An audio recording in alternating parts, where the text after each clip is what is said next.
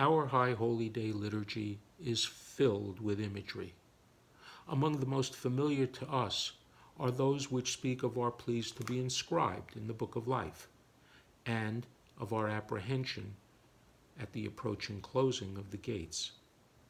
Hi, I'm Lynn Schwartz, President of Temple Beth David, and because I can't be with you on these high holy days, I'd like to take a few moments now to talk with you about those familiar metaphors. For many of us, prayers for inclusion in the Book of Life are among our most fervent. We are compelled to look at the year just past, to examine our deeds, and to examine ourselves. Yet those very same prayers also demand that we look ahead. We ask ourselves not only how we may have fallen short of who we want to be, but also of how we can do more and be more to manifest the very best parts of ourselves. Often, we devote these sorts of reflections to our relationships, like those with our families and our friends. But a larger community beckons us as well, and it is to be found right here, with the members of our Temple Beth David family. And so we must also ask ourselves what more each of us can do to make that family stronger and more secure, to empower it, to affect and touch the lives of more people, to envelop everyone in its richness and in its warmth. And as we reach the Yom Kippur Ne'ilah service, as the shadows of the day grow long and ever darker, we pray not to be left behind at the closing of the gates, but to be able to approach them with the heartfelt intention of being and doing more that is noble and uplifting, and of then being granted passage through those gates to the sweetness of a good year. But those prayers too impel us to turn our eyes to what lies ahead. What is it that awaits us on the other side of the gates, and as they close behind us, to what can we look forward? What of our heartfelt intentions? Beyond our families and our friends, what faces of our Temple Beth David family and what images of our synagogue home do we see on the far side of the gates? The answers to those questions may seem daunting, but they needn't be.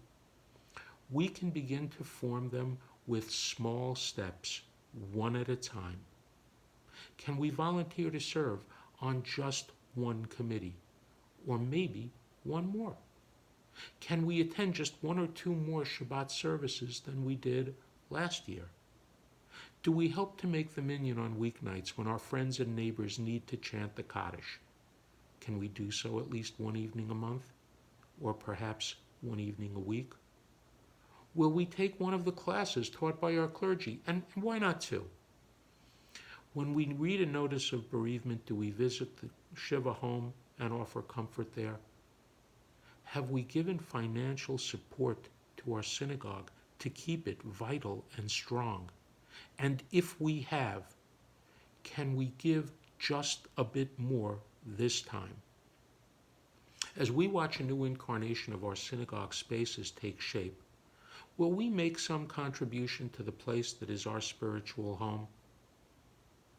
As we pray to have our names inscribed, as we approach the closing of the gates, as we examine ourselves and think of our families, our friends, and our Temple Beth David home, let's not only ask those questions, but let's resolve to start responding to some of them with those small steps, one at a time, and then, with strength and certainty and commitment and clarity and a full heart, respond to those questions with a resounding yes.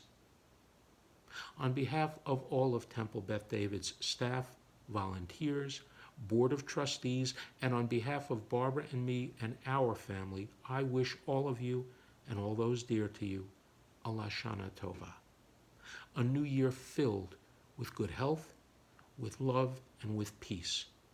Peace in our hearts and in our homes, and in our lives and in our world. May we all be inscribed in the Book of Life for a good year, and may we all walk through those gates together toward the bright and beautiful vistas that await our Temple Beth David home and ourselves.